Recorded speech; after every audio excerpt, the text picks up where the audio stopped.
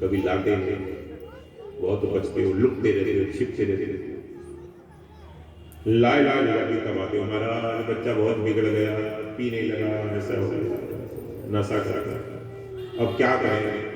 मैं कहता हूँ अब एक ही उपाय है, मोटा पत्थर बांधो, नंदा भैया की श्रावण लाए लाए हो गई, क्या क्या चला जाए कम से कम घर में तो शांति रहे। तो यही हम तो पूरी लास्ट वाली बात करते हैं, एकदम किसी जैसी पैसे नहीं कर पाए, लेकिन आपका वो हो इतना वो भी नहीं कर सकते आप। तो बच्चों में संस्कार देना मां का कर्तव्य है। बच्चों में संस्कार, बच्चा भक्त बन गया है तो आपके मायके की 7 पीढ़ियों का उद्धार हुआ है, ससुराल की 14 पीढ़ियों का उद्धार हुआ है। बच्चा गड़बड़ करेगा तो उसके नाना नानी भी नरक में जाते हैं। बच्चा पापी हो गया आपका तो नाना नानी को भी उसका हिस्सा होगा, पाप और पुण्य दोनों नाना नानी को भी होते। नाना नानी का श्राद्ध कर्म भी कर सकता है, दोहित नहीं, हाँ दोहित बेटी का बेटा, नाना नानी का श्राद्ध करते, ये विधि है, पूछ लेना शास्त्री जी बैठे। बेटा ना हो तो बेटी का बेटा श्राद्ध कर्म कर सकता है। अगर बेटी है और बेटी के बच्चे हैं तो ऐसा नहीं समझते कि हमारा वंश में कोई नहीं है, बेटी का बेटा भी पुत्र होता है, भाई का बेटा भी पुत्र माना जाता है, गोद लिया हुआ पुत्र माना जाता है। 8 प्रकार के पुत्र होते हैं। किसी गरीब आदमी को धन देकर उसके भरण पोषण के लिए उसका बेटा ले ले, क्रीत भी पुत्र कहते हैं, क्रीत भी पुत्र आपने खरीदा। 8 प्रकार के पुत्र माने जाते हैं शास्त्र। जरूरी नहीं आप जन्म दें तभी पुत्र माने जाते हैं, वो सब श्राद्ध तर्पण के अधिकारी नहीं है।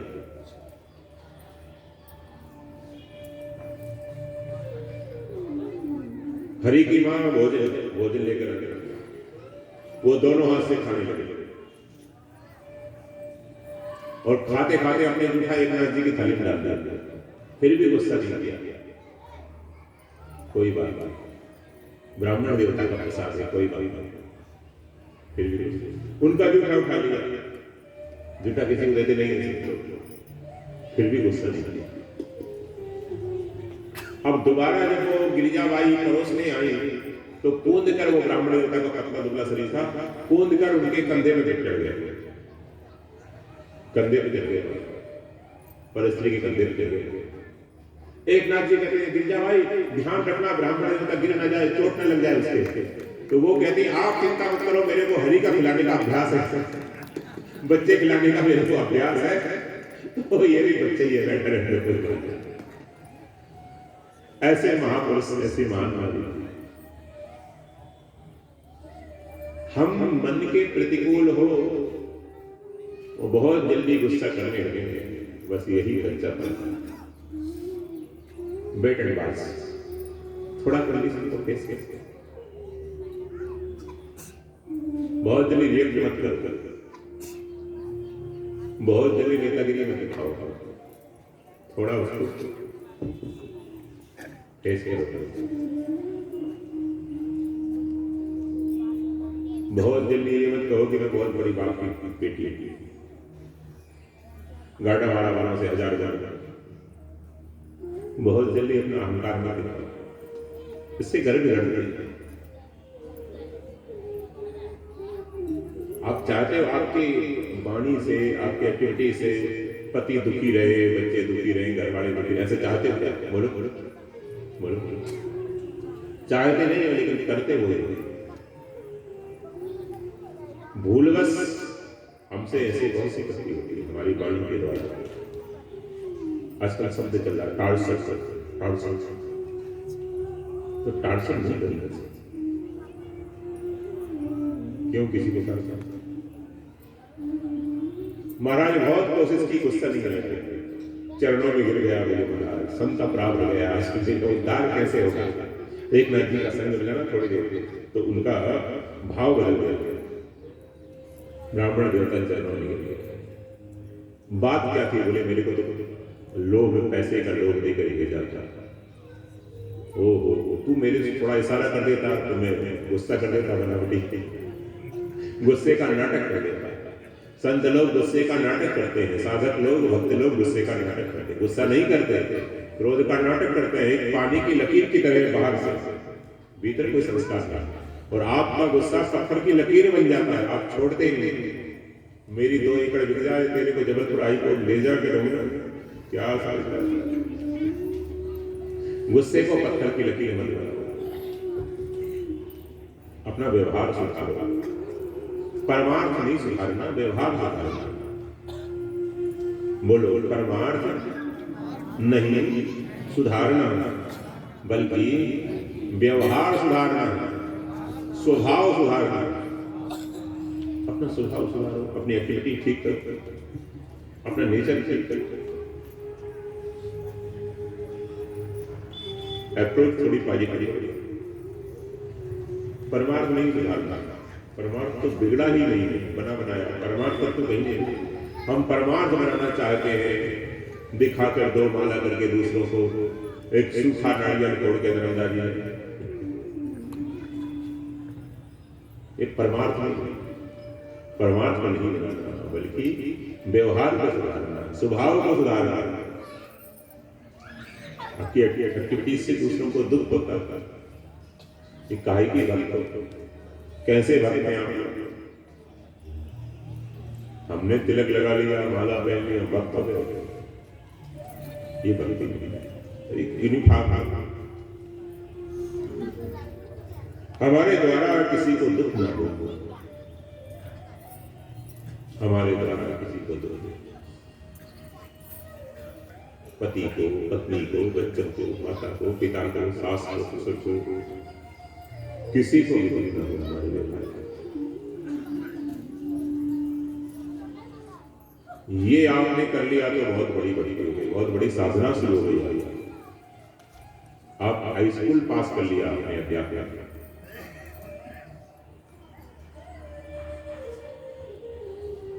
हमारे पीछे करो, एक बार कमर सीधी कर ली, कमर सीधी करो, सीधे बैठे। बोलो सियावर रामचंद्र भगवान की। सब बोलो, मेरे द्वारा आज से किसी को भी मन से, वाणी से, शरीर से, किसी भी क्रिया से किसी को भी जानबूझकर दुख नहीं होगा। किसी को जानबूझकर परेशान नहीं करेंगे। पक्का? ताली बजाइए। जो वादा किया हो, हाँ गाना तो बहुत अच्छा है। जानबूझकर किसी को दुख नहीं देंगे, ठीक है ना? अनजाने में हो जाएगा कोई गलती, जानबूझकर इंटरेस्टली नियत से किसी को दुख नहीं देंगे। पक्का? पक्का? बहुत वेरी गुड। इतनी बात अगर आप कायम रहते हैं तो बहुत बड़ा काम कर लिया, बहुत बड़ा काम कर लिया। आपको नर्मदा परिक्रमा का फल यही मिल जाएगा, यही मिल गया। बैठे बैठे कायम मिल गया। अगर आप कायम है, कंडीशन अप्लाई करें।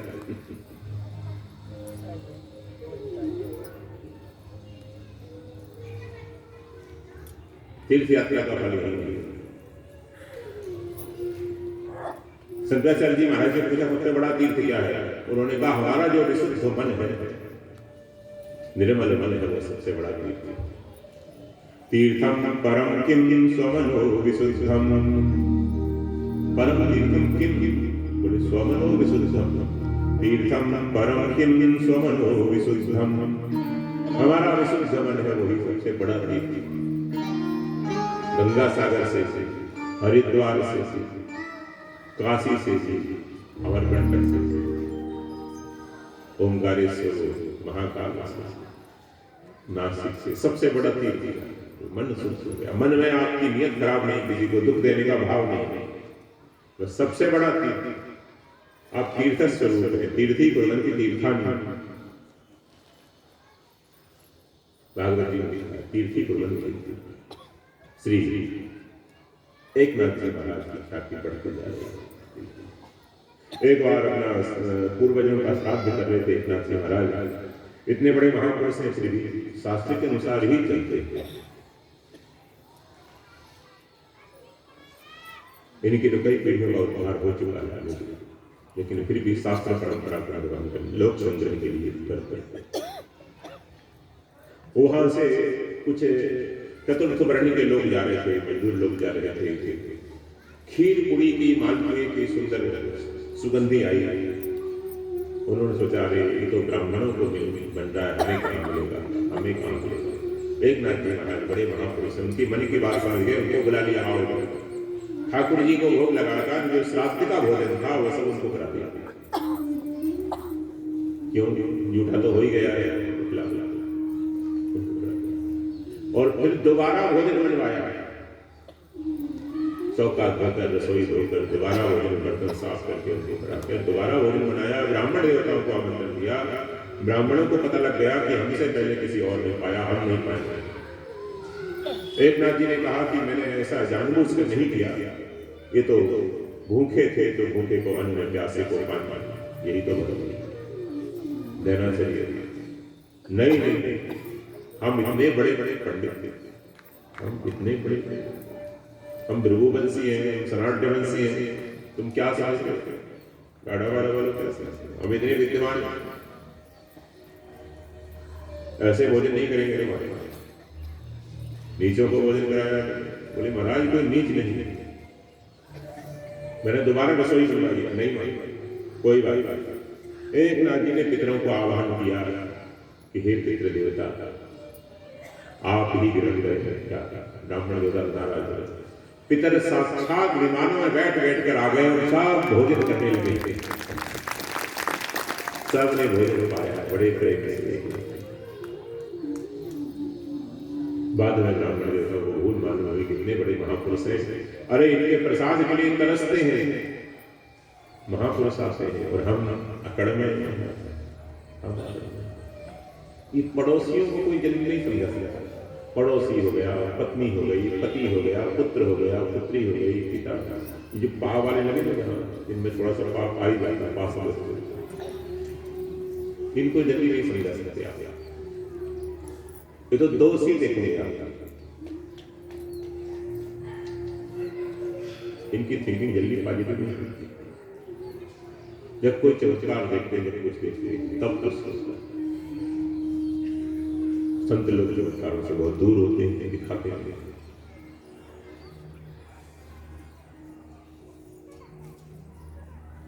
एक नाथ जी महाराज तीर्थ यात्रा गए थे, तीर्थ यात्रा अधूरी रही थी।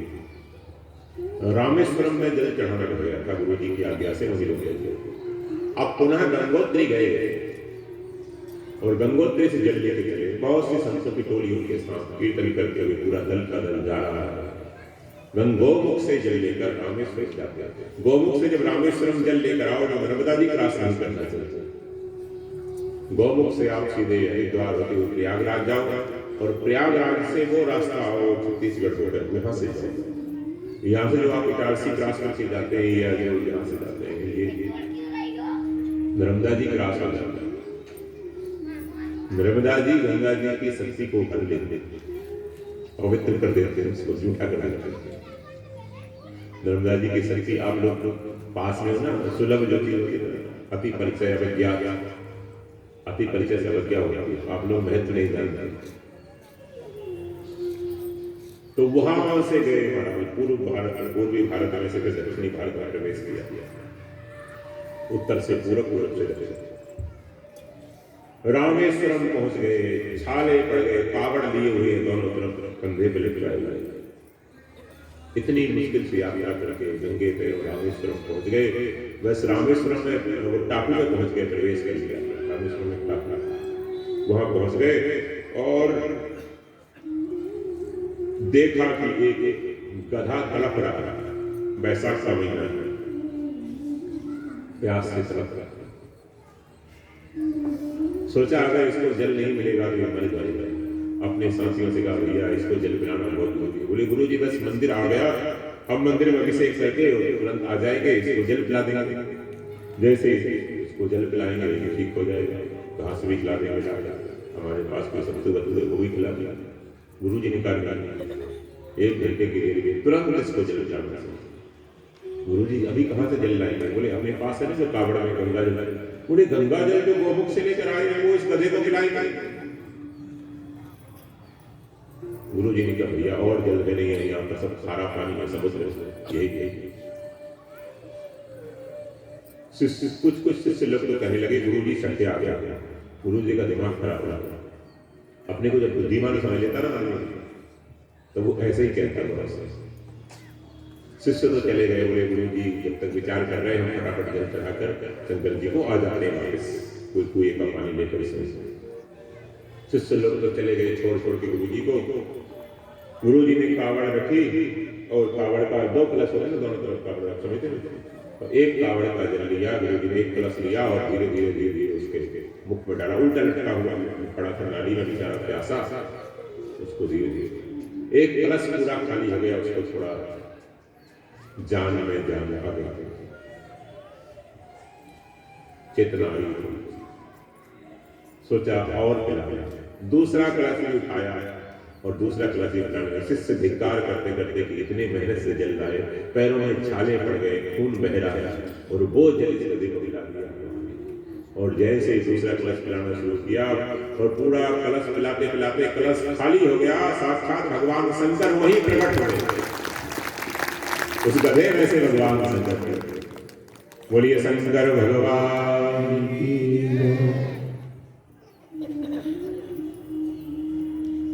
सब घट मेरा साइया सुनी घट घटी कोई, बलिहारी पा घट की जा घट प्रगट होए। है तो सभी घटों में, लेकिन सब प्रकट नहीं कर पाता, सब उसको डिस्कवर नहीं कर पाता। कवर एक पड़ा माया ईर्षा का, राग द्वेष का, निंदा शत्रुता वैर विरोध कई कवर वो डिस्कवर नहीं करता। भगवान शंकर वही प्रकट हो गए। एक नाथ को दर्शन दिया, कटाक्ष किया और लोगों को तो केवल शिवलिंग के दर्शन हुए, पिंडी के दर्शन हुए, उनको साक्षात गौरी शंकर के दर्शन हुए। आगे अब आगे वृद्धावस्था आ गई। बहुत सी घटनाएं हैं, बस एक घटना कहकर आरती की तरफ बढ़ेंगे। श्री द्वारिकाधीश को भगवान श्री कृष्ण को ऐसा लगा कि ऐसा महापुरुष पृथ्वी पर न भूतो न भविष्यति, कितना निर्मल है, कितना आनंद है जीवन इसका। ऐसे सिद्ध महापुरुष की मैं सेवा करूं और उस महासती गिरिजा की सेवा करूं। भगवान ने रुक्मणी से कहा। रुक्मणी ने कहा मैं भी चलती हूं, मैं गिरिजाबाई की सेवा करूंगी, आप एकनाथ जी की सेवा करना। बोले नहीं, सेवक को स्त्री के सामने रहना चाहिए, अकेला नहीं, मैं जाएगा, तू जाएगी तो कुछ खटपट हो जाएगी, मैं क्या। ठाकुर जी आए, एकनाथ जी को प्रणाम किया, द्वारिकाधीश भगवान आए। लोग सोचते हैं बुढ़ापे में सेवा कौन करेगा, ध्यान से सुनना। भगवान साक्षात जगन्नाथ आए, एक बालक का रूप बनाया, 14 वर्षीय अवस्था, 12 वर्ष का बालक, गोप बालक है, पगड़ी बांधे हुए, चरवाहे का वेश, हाथ में डंडा है, साष्टांग प्रणाम किया, समुद्र पानी पाला। आओ बेटा बैठो। अत्यंत वृद्धावस्था में एक व्यक्ति महाराज, बेटा कहाँ से? तो महाराज कहाँ से बताऊंगा, तो ऐसे घूमता रहता हूँ। अच्छा तुम्हारे माता पिता? बोले मेरे न माँ न बाप कोई नहीं, बस आपकी शरण में आ गए। अब भगवान के तो आपकी शरण में आ गए। भगवान का एक ही आधार है संत भक्त, और भक्त का एक ही आधार है भगवान, दूसरा शरण। इन दोनों के लिए दूसरा आधार है। भक्त के लिए एकमात्र भगवान है और भगवान के लिए एकमात्र भक्त है। ऐसे महापुरुष आपके चरणों में रहना चाहता हूं, सत्संग में रहना चाहता हूं, आपकी सेवा करना चाहता हूं। एक नाथ जी ने कहा भैया मेरी सेवा, मैं ब्राह्मण से सेवा कराऊंगा, अधम आदमी हूं मैं, नीच हूं, और मैं ब्राह्मण बालक से सेवा लूंगा? ना ना, मैं तो सेवा नहीं लूंगा। बोले नहीं, मैं सत्संग में रहना चाहता हूँ। आपने बोले सत्संग में रहना तो रोटी भी खाऊंगा, रोटी खूब संत भोजन करते हैं, भंडारा करता है, ऐसे नहीं खाऊंगा, ऐसे नहीं खाऊंगा।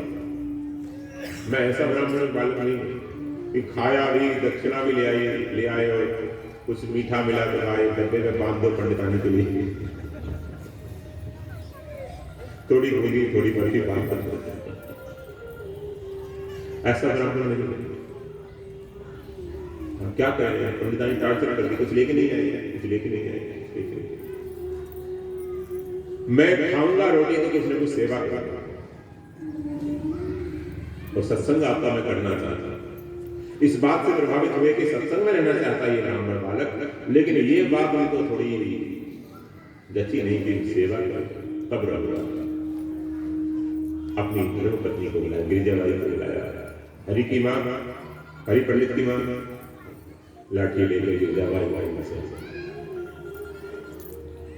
क्या बोले ये ब्राह्मण बालक आया है, सत्संग करना चाहता है और कहता है मेरे को कोई सेवा दो तब रहूंगा। तो इसको क्या क्या ब्राह्मण से क्या सेवा देना है?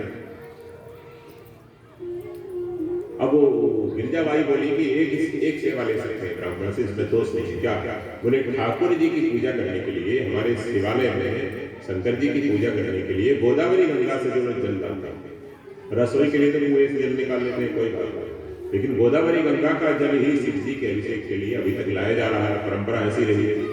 तो वो रुद्राभिषेक के लिए 2 घड़े जल गोदावरी से स्नान करके लिया है। मैं बूढ़ी हो गई, घाटी करते करते आप जाती हूँ, ये सेवा है। ठीक भगवान ने कहा ठीक है, उंगली पकड़ी पहुंचा तक कोई बात नहीं।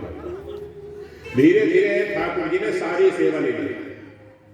जैसे एक नाथ जी स्नान करके बाहर आए स्नान घर से, तुरंत उनकी धोती खींच के लेकर गए। एक नाथ जी की सुखा कर तय करके बड़े आराम से वो धोती पहनकर संध्या वंदन करके अपनी धोती देखे, बूढ़े मेरी धोती कहाँ? अरे भाई धोती का लोग है आपका, कोई बात नहीं, धोती होगी इधर उधर। उसको सुखा कर धोकर सुखा कर तय करके प्रेस ऐसी खड़ी करके रखे। गिरिजाबाई बूढ़ी हो गई, वो स्नान करके निवृत्त नहीं होती, उनकी साड़ी खींच के ले जाती, गोदावरी से धोकर घड़े के ऊपर घड़ा के ऊपर घड़ा करके ठाकुर जी 12 वर्ष पानी भरते रहे, लीपते रहे, लकड़ी लाते रहे, चारा घास काटते रहे, गौ सेवा करते रहे। अरे एक नाथ जी अस्वस्थ होते तो मनमूत्र साफ करते रहे, 12 वर्ष मनमूत्र साफ करते रहे। उस महापुरुष भगवान अपने हाथ से मिट्टी पेशाब साफ कर रहे हैं। एक नाथ जी गिरजा बीमार हो जाते हैं, 10 चले जाते हैं, चारपाई पे पड़े हैं, सेवा करते हैं। 12 वर्ष बीत गए। एक नाथ जी महाराज का महाप्रयाण का समय आया। भगवान ने सोचा कि एक नाथ में कौन जानेगा संसार में, कल गाड़ावाड़ा वाले कैसे जानते हैं, जानकर उनके चरित्र अपना अंतःकरण पवित्र करेंगे। इसलिए उनकी पब्लिसिटी करने के लिए उसी समय एक नाटक किया भगवान ने। एक ब्राह्मण द्वारिका में तपस्या कर रहा था, भजन कर रहा था, भगवान के दर्शन की आकांक्षा से, और बहुत दिन हो गए, काफी समय बीत गया, फिर भी दर्शन नहीं हुए। सुनाई दे रहा ना? बहुत समय बीत गया, दर्शन नहीं हुए। ब्राह्मण को जब दर्शन नहीं हुए तो उसने अनशन कर दिया। क्या कर दिया? अनशन कर दिया, भोजन लेना बंद कर दिया कि भगवान के दर्शन तो होते नहीं, शरीर को धारण करके क्या करूंगा मैं, देह त्याग दूंगा, इससे अच्छा देह त्याग दूंगा मैं, ऐसा सोचकर उन्होंने अनशन कर दिया। और अनशन करके भूखा मरना उचित समझा उन ब्राह्मण देवता ने। जब उन्होंने अनशन कर दिया, द्वारिका में जो ब्राह्मण तपस्या कर रहे थे कि भूखा मरकर शरीर छोड़ दूंगा, ठाकुर जी ने सपने में कहा, अरे भाई भूखा क्यों मरता है? बोले आप दर्शन नहीं देते इसलिए।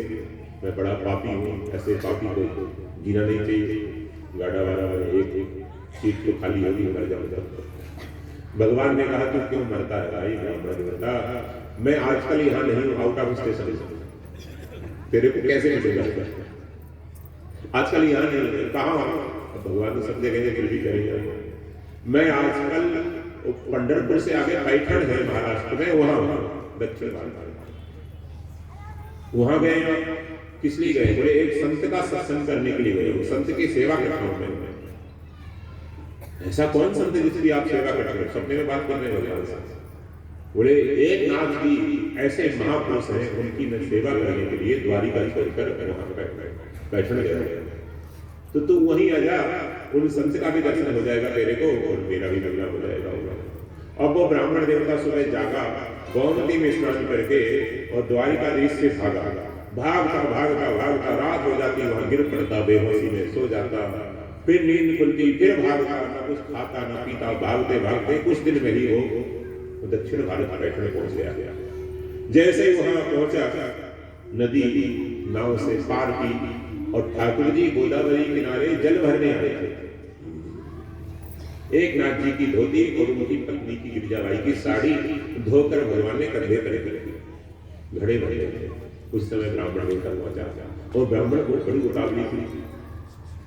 उन्हीं से भगवान से पूछ लिया, जो भेष बदलकर भगवान वहां अपना नाम श्रीखंड बता दिया।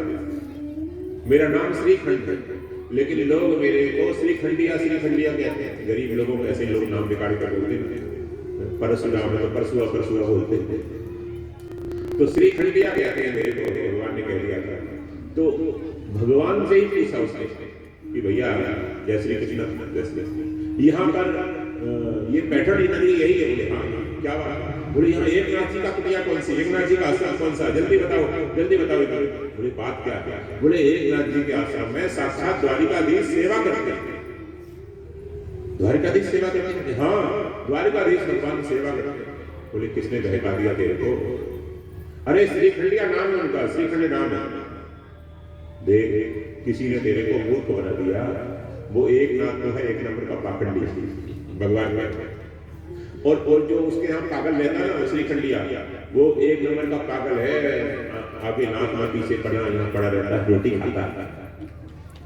अनाथ ब्राह्मण बालक है, पागल सब। एक गुरु चेला दोनों अपनी दुकानदारी चला रहे हैं। एक नाथ जी की जब बुराई करने लगा, उस ब्राह्मण ने कहा खबरदार, जीभ निकालूंगा, संतों की निंदा करता है। अब वो तो पक्के गुरु का चेला था। तू निंदा करता है संतों की? संतों की निंदा करने वाले की जीभ में कीड़े पड़ जाते हैं, पता है? अरे भैया संत हो तो निंदा ना करें, वो तो ऐसे ही है। फिर तू बकवास करता है। उनका घर जानता है, आश्रम जानता है, तो मेरे को पता बता दे। बोले चल तेरे को फंसना ही है तो मैं चलता हूँ। फिर रास्ते में भगवान छेड़ गए, घड़े के ऊपर घड़ा रखा, घड़े के ऊपर घड़ा। ठाकुर जी चल पड़े उसको लेकर, उस ब्राह्मण को लेकर। रास्ते में कह के भैया देख ऐसे ही तेरे किसी ने बहका दिया। फिर बोला तो जवान निकालूंगा निंदा की। ठाकुर जी मजा लेते रहे, उसको छेड़ते रहे, ठोक बजा कर देखते रहे। एक नाथ जी के यहाँ अंदर है, मैं तेरे को बता, चुप रहना। ठाकुर जी ने धोती सुखा दी, साड़ी सुखा दी, घड़े रख दिए जहाँ रखते हैं स्टैंड पर। उसके बाद कहा देख वो झोंपड़ी में बुढ़ा बैठा है, उसी का और वो पागल नहीं घूम रहा होगा। और ऐसा कहकर वो भगवान अंतर्धान हो गए। 9-2-11 हो गया। अब वो गया और जाकर एक नाथ जी के चरण पकड़ लिए, उसने कस के चरण पकड़ लिए, साष्टांग गिर गया। आंखों से इतने आंसू आए क्योंकि इसको इतनी भारी लगन थी कि भगवान के दर्शन की बात तो गौड़ हो गई, सेकेंडरी हो गई। वो कौन सा महापुरुष होगा, साक्षात द्वारिकाधीश जिसकी सेवा कर रहे हैं, वो महापुरुष कौन सा होगा? ऐसे जिज्ञासा से आया था और आज एक नाथ जी के दर्शन करके दरबार आ गया। वाह वाह, ऐसे महापुरुष भगवान जिनकी सेवा करते हैं, ऐसे महापुरुष भगवान जिनकी सेवा, ऐसे भक्त चरण पकड़ लिए। अरे भैया मेरे चरण छोड़, मैं एक दरिद्री ब्राह्मण हूँ, मेरे चरण ब्रह्म बंधु ब्राह्मण जी मेरे चरण छोड़। उस ब्राह्मण ने रोते रोते कहा, नीचे लेटे लेटे कहा, महाराज आप चरण जब छोड़ूंगा जब भगवान के दर्शन कराओ। भगवान एक नाथ जी ने कहा भैया देख, जो भगवान तो सब जगह है, लेकिन जो मैं है ना, मैं वो मैं का पर्दा पड़ा है, वो मैं को हटा दो तो भगवान ही भगवान है, वो सही नहीं। बोले मैं वेदांत सुनने नहीं आया आपसे, सूखा वेदांत समझ नहीं आया। अहंता को मारो, ममता को मारो, श्रवण करो, मनन करो, निध्यासन करो, ये वेदांत समझ नहीं आया। साक्षात भगवान के दर्शन करते भैया, सगुण साकार ठाकुर जी के दर्शन तो होते हैं प्रेम से।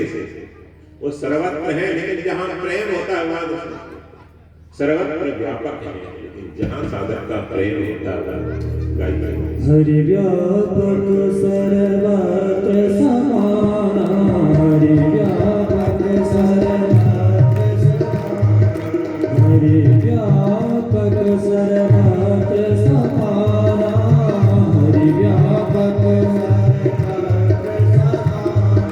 हरि व्यापक सर्वत्र सर्वत्र समाना, हरि व्यापक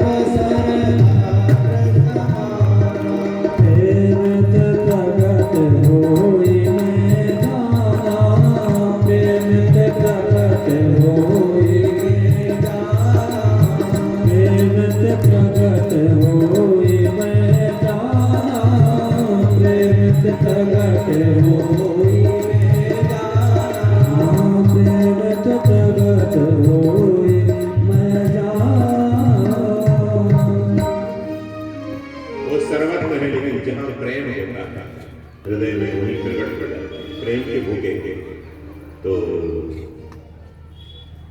हाँ प्रेम के